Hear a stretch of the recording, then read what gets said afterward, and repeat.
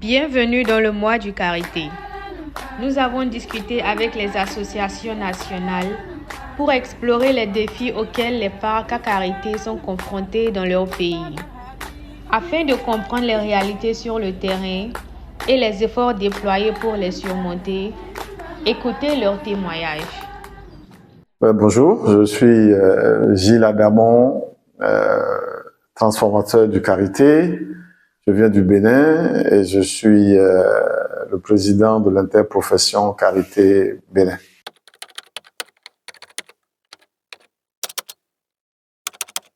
Ce problème d'abattage des arbres à karité est un phénomène qu'on a observé depuis plusieurs années. Et d'ailleurs, au niveau du Bénin, il y a une loi qui interdit l'abattage de l'arbre à karité. Pourtant, chaque année, la densité d'arbres diminue. Et on peut expliquer ça d'abord par le fait que le prix, disons, d'achat des amendes par les acheteurs est faible, ce qui fait que les femmes qui sont les premières concernées et qui collectent les amendes n'ont pas suffisamment de revenus et pour apporter un peu d'aide à leur mari dans le foyer. Et à cause de cela, les hommes vont abattre les arbres pour en faire du charbon ou en faire du bois pour les meubles et tout. Alors que si on arrivait à proposer un prix assez rémunérateur pour les femmes, en tout cas pour acheter des amendes, c'est sûr que parmi les hommes qui coupent ces arbres-là, il y en aura qui iront collecter les amendes et vendre. Ce qui fait que ça va d'ailleurs augmenter la collecte des amendes et diminuer l'abattage des arbres. Bon, il faut dire aussi que dans la plupart de nos pays, le service des eaux et forêts n'a pas beaucoup de moyens pour pouvoir contrôler toute l'étendue des parcs. Et ça, c'est un problème. Si on avait des moyens, peut-être qu'avec en faisant tourner quelques drones de temps en temps, ça peut décourager les gens qui coupent les arbres. Alors, c'est vrai que c'est un problème important parce que l'arbre à karité met tellement de temps à pousser et ce phénomène d'abattage est un vrai danger pour la filière karité.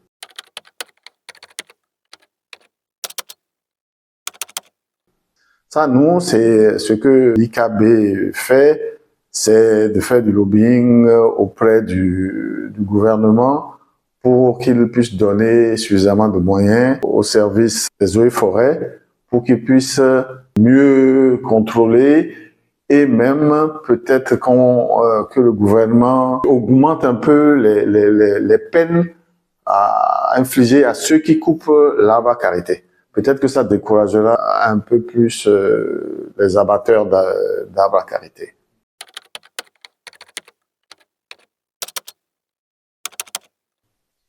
Bon, il faut dire que notre interprofession en association avec la famille FNPK, qui est celle des collectrices et collecteurs d'amendes de karité, on n'attend pas cette occasion-là pour faire des actions de replantation d'arbres, de bourgeons, d'arbres à karité. Le fait du mois du karité sera une occasion spéciale pour faire un peu plus de marketing, pour faire se connaître par la plupart de nos citoyens, de nos concitoyens, l'importance de l'arbre à karité et le fait de pouvoir planter de nouveaux arbres. Bon,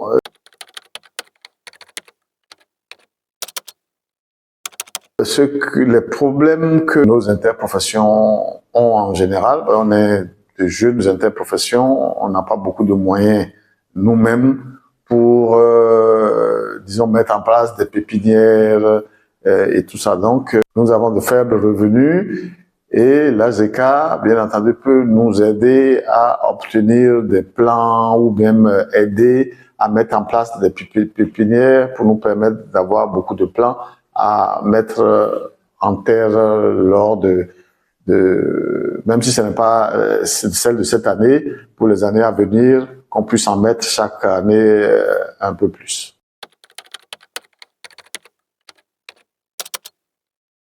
En fait, la journée de karité est juste une opération de sensibilisation importante.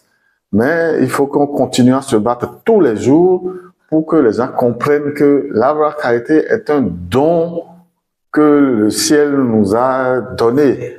Un arbre qui vous donne pendant 100 ou 200 ans des fruits sans que vous ayez fait un seul effort dessus. C'est impensable de le couper. Donc, ensemble avec l'AGK, les acteurs de la filière et nos gouvernants qui sont de plus en plus informés sur le problème, nous pensons que ça va s'améliorer.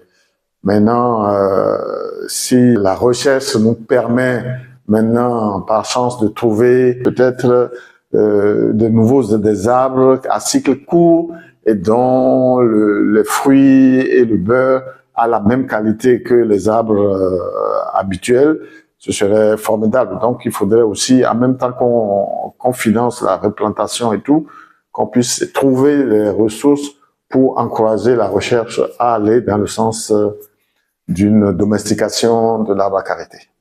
Merci de votre attention. Ensemble, grâce à l'initiative Action pour les parcs à karité, nous progressons dans nos efforts.